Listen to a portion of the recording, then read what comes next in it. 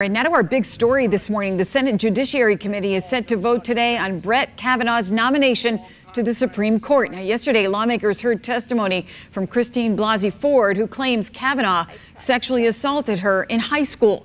Kavanaugh also testified and maintains his innocence. Democratic Senator Richard Blumenthal is on the Senate's Judiciary Committee, and yesterday, during the hearing, he addressed both Kavanaugh and Ford. Channel 3's Eva Zamaris joins us now with a closer look at what he had to say. Eva.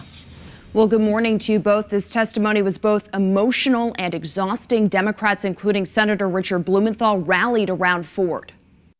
During this hearing, Senator Blumenthal said to Dr. Christine Blasey Ford, "If we agree on nothing else, I hope on a bipartisan basis, we can agree on how much courage it has taken to come forward."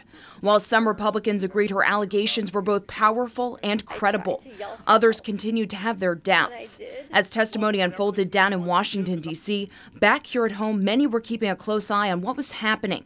Students and staff at Quinnipiac University stopped to watch the hearing at the school's Student Center.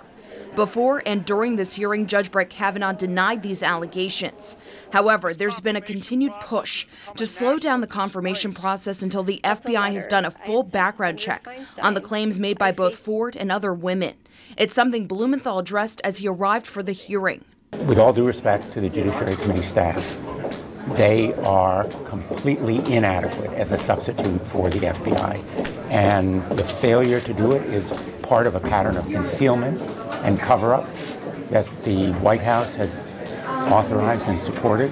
Investigators need to go out into the field and talk to all of the people who are making these allegations. Moments before Kavanaugh's hearing wrapped up, there was a rally on the steps of a church in West Hartford.